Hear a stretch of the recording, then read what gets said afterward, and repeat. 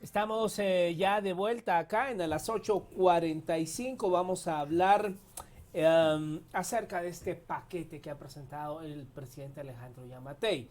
En concreto, fue al Congreso de la República y solicitó una ampliación presupuestaria de 7.000 millones de quetzales. Esto como primera acción para la recuperación económica y pues bueno, incrementos salariales de las nóminas de las carteras de salud, educación y gobernación. También fuentes de financiamiento para esta ampliación presupuestaria es 5.000 de los 7.000 millones de quetzales, 5.000 en deuda interna y 2.000 en deuda externa.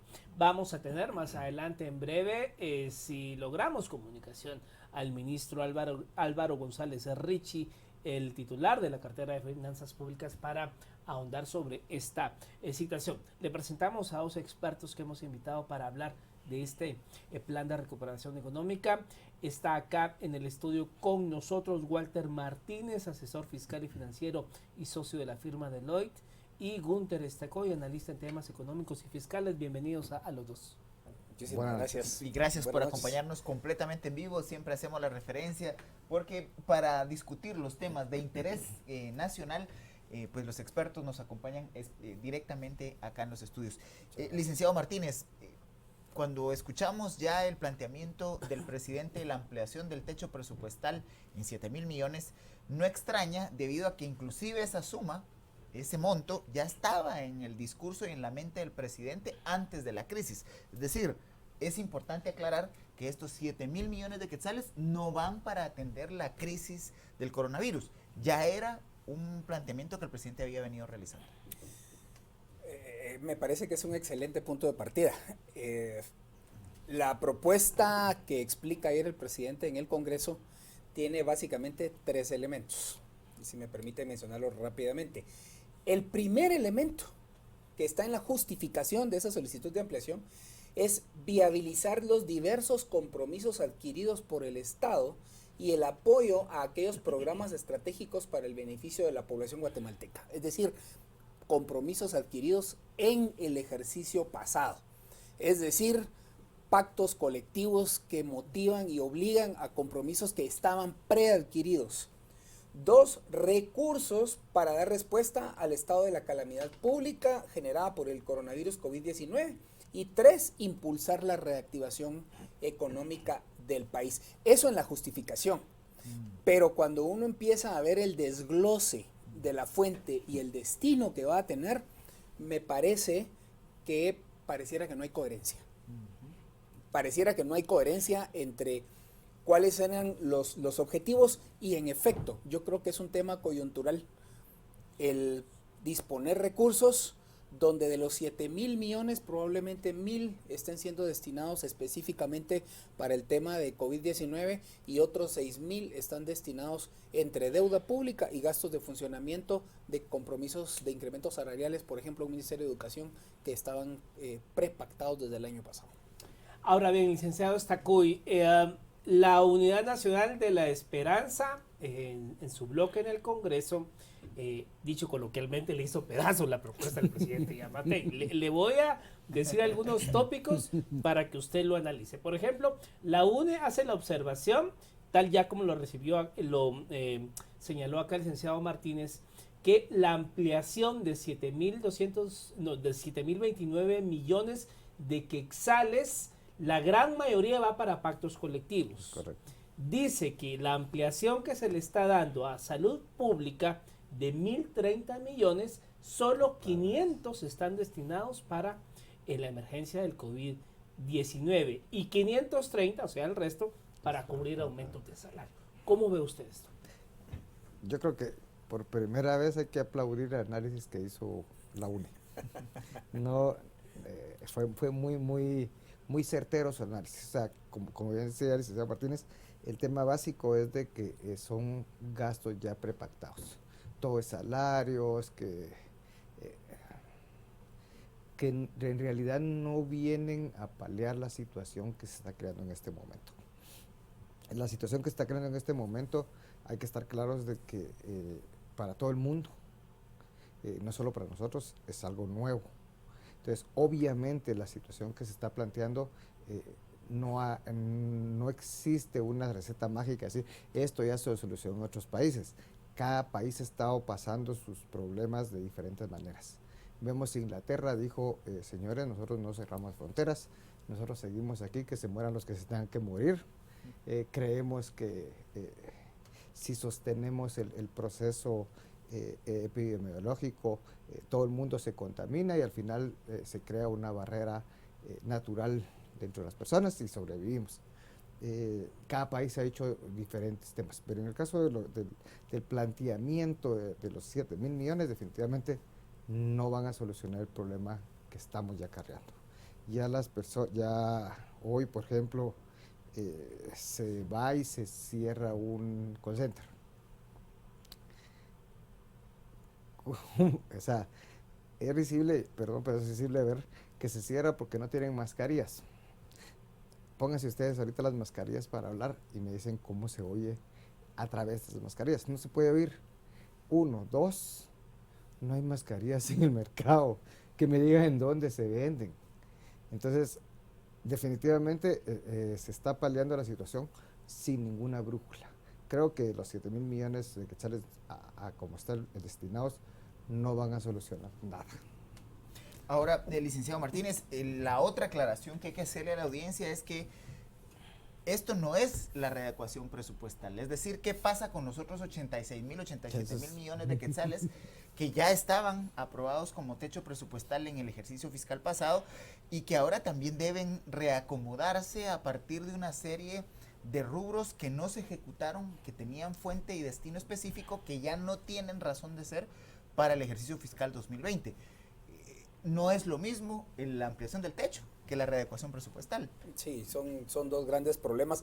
Ojalá tengamos la oportunidad de escuchar al señor ministro de Finanzas por la vía telefónica, porque creo que sí es necesario que se haga un planteamiento sobre bases reales, sobre lo que se está viviendo, porque no es la tienda de Doña Chonita, o sea, es realmente en dónde estamos apalancando el Producto Interno Bruto de este país y de dónde provienen los recursos que llenan las arcas tributarias y en qué momento.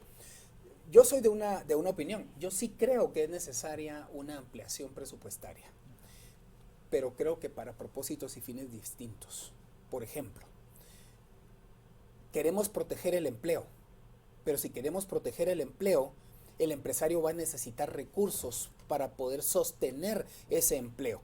Por ejemplo, en una iniciativa que está presentada en el Congreso, se dice que se van a conceder una extensión del plazo para el pago del ISO, que valga decir, es solo un tema de flujo de caja, porque al final es un crédito aplicable al impuesto sobre la renta que se va a liquidar aplicado al 2020 en el 2021, con la condición de que no haya un solo despido.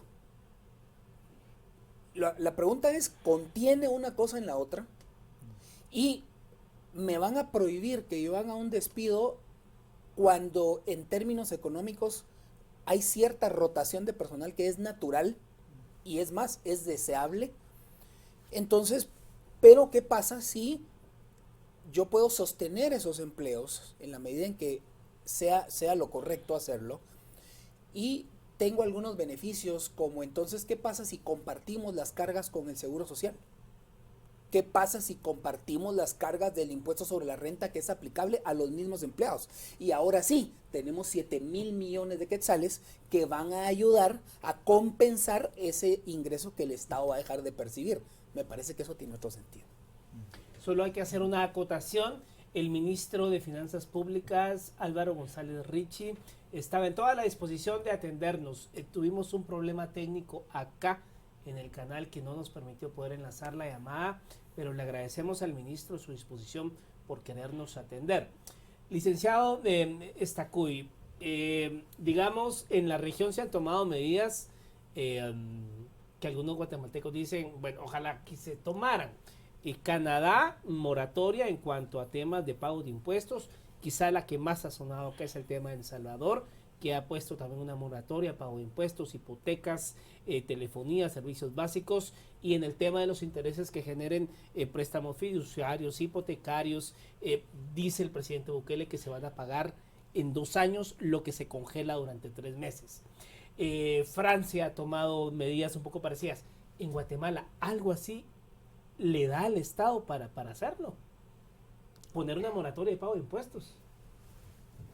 Esa es una buena pregunta porque, en primer lugar, el presupuesto, como bien decían, la readecuación presupuestaria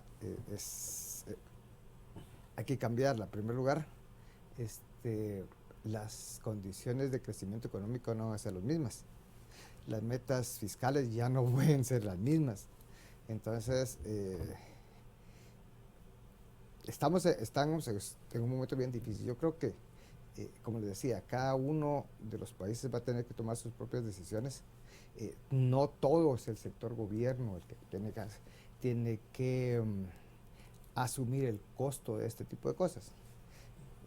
Como dije yo desde el principio, me van a linchar por lo que voy a decir, y después de esto de plano voy a parar a Villanueva junto con el de coronavirus ahorita. Pero pónganle ustedes a pensar. Los bancos han ganado el año pasado 5.000 millones de quetzales en promedio. El año antepasado 4.000 millones en promedio. ¿Qué pasa si los bancos reducen su ganancia para este año?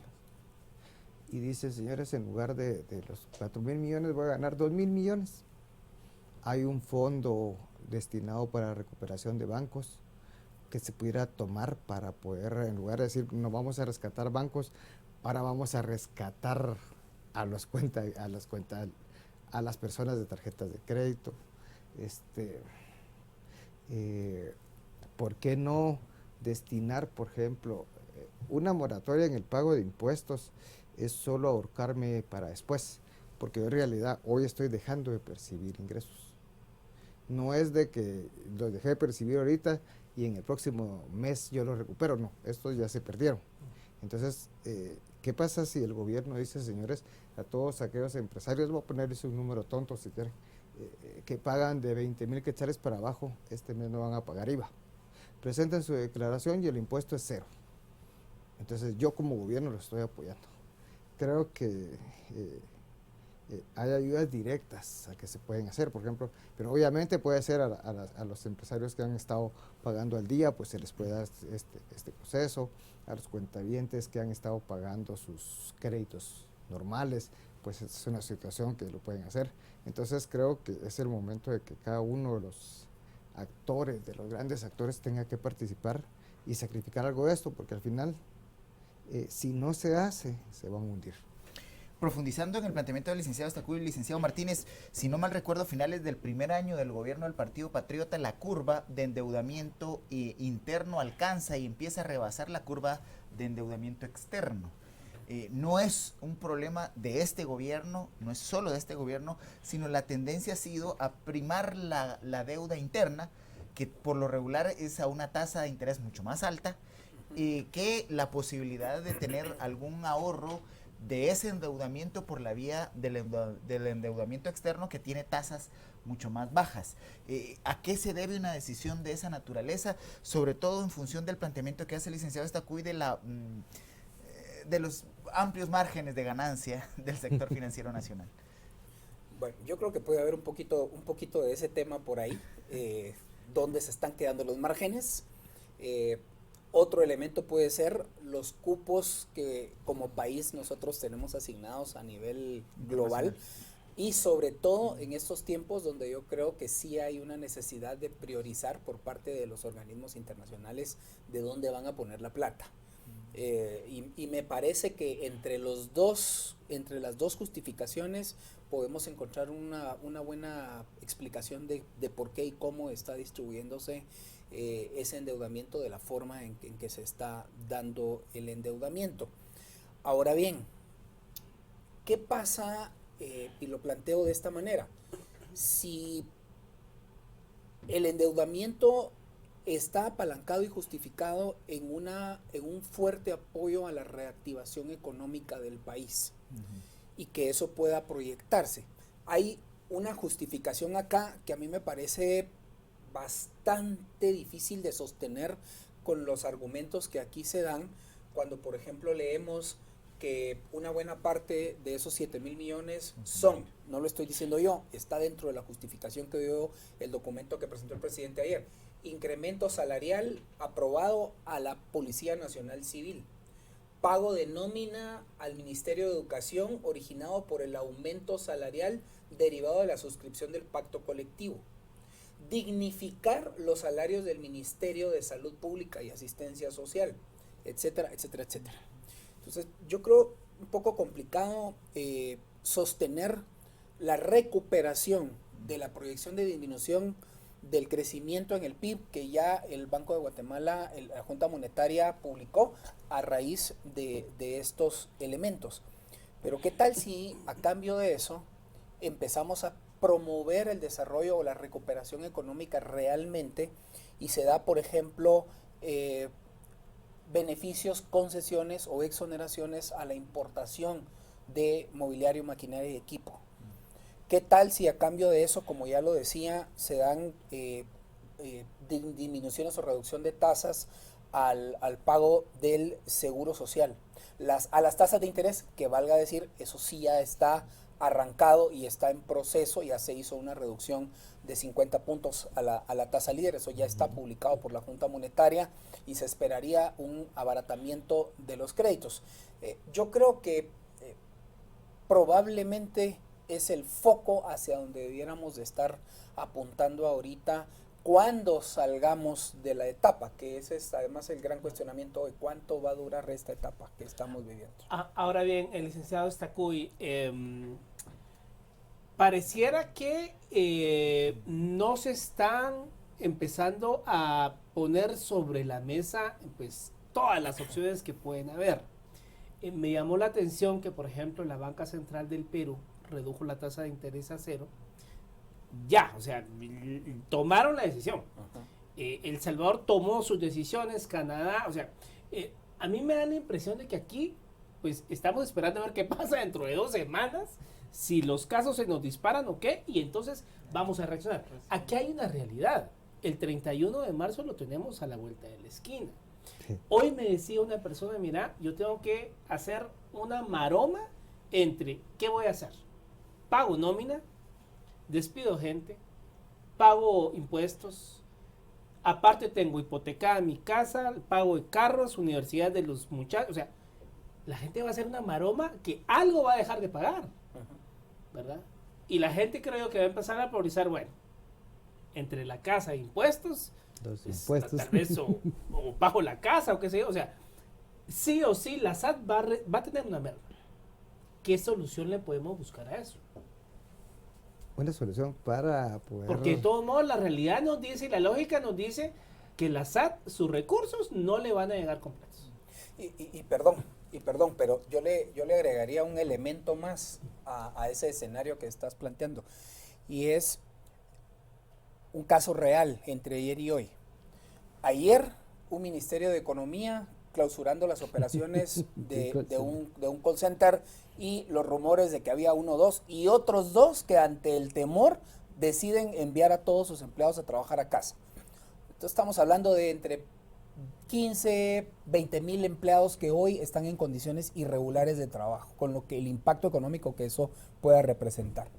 Pero hoy al mediodía le llega a un contribuyente, valga decir además un gran contribuyente, y de esos que tiene que tener guardado a todo su personal, porque no puede estar operando, un requerimiento de la SAT, donde le dan 5 días para presentar un volumen de información que ni en condiciones normales se hubiera podido presentar, menos cuando no tiene una sola persona trabajando en las oficinas, y sí o sí es un requerimiento que necesita de trabajo como que presencial. el sentido común no está... Entonces, ¿qué es lo que yo veo? Veo un Ministerio de Economía empujando en esta dirección y un Ministerio de Finanzas, entiéndase, Superintendencia de Administración Tributaria, exactamente en la dirección contraria. Tenemos contra las cuerdas al empresario. Yo sí creo que es necesario que haya una reacción y una reflexión de ¿Contra qué virus estamos luchando? Y no es el empresario, no debe ser el empresario. Ahora, licenciado Stacuy, el debate técnico en términos económicos de endeudarnos para funcionamiento, porque el tema acá es, ya el licenciado Martínez ha leído algunos de los destinos de esos 7,000 millones y Guatemala, insisto, tampoco es solo una decisión de este gobierno, ha sido la tendencia de los últimos 2-3 gobiernos que el endeudamiento está siendo utilizado para precisamente gasto de funcionamiento. Eso tampoco abona a la posibilidad de que se utilice el gasto público como un activador económico pasada la crisis del coronavirus. Definitivamente, o sea, yo creo que es el peor momento para gastar. O sea, se nos pide a todo el resto de gente, señores, ahorren, paguen, contribuyan. Ah, no, pero el sector gobierno va a utilizarlo en este sentido. Creo que no es el mejor momento. Creo que debemos de esperar lo que nos va a deparar, porque así que muy claro el tema, no sabemos cuánto tiempo nos va a llevar esto. 1 semana más, 2 semanas más, 1 mes más. Entonces, empezar a decir que vamos a empezar a gastar por empezar a gastar, creo que no es lo correcto. Si debemos de cumplir con pactos colectivos del año pasado, disculpen, déjenlos por un momento en stand-by, no es el momento. Creo que la situación es, démosle tiempo a qué pasa en los próximos 4 días que faltan para que el gobierno determine si se siguen con las medidas. Esperemos los próximos 10, 12 días que faltan, y entonces en función de eso ir avanzando paso a paso en el gasto. Creo que no es el momento de este tipo de gastos y definitivamente tener una lógica en todo el sector gobierno, porque creo que lo que planteaba ahorita el licenciado Martínez, que están pidiendo requerimientos de satisfacción del partido, de verdad, que mal.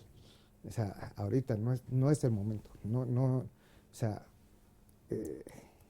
no hay forma, de verdad, no hay forma sensata ni lógica. Están quebrando la economía del país, están quebrando a los empresarios y lo que va a pasar es que van a empezar a cerrar.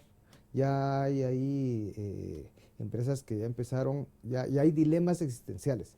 Estos días son de vacaciones o no son o los tengo que pagar. Y a muchas empresas están diciendo, mire, son de vacaciones y tome su carta de vacaciones si quieren. O sea, después va a venir el Ministerio de Trabajo a decir que no es así y van a empezar problemas con el Ministerio de Trabajo, luego con la SAT. Entonces, estamos. Bueno, pues muchas gracias a los dos por haber estado con nosotros, a Cristian Castillo también, y pues bueno, a seguir observando los acontecimientos y sobre todo, ante todo, la calma, la mesura, y pues bueno, hay mucha información en el internet de cuentas oficiales, información oficial para ir pues bueno, calmándose también y así enfrentar esta situación. No será fácil, por supuesto, nadie ha dicho que va a ser fácil, pero hay que tratar de tener un poco de mesura y tener un poco la mente fría también para tomar las mejores decisiones. Nos vemos, tenga un reparador descanso.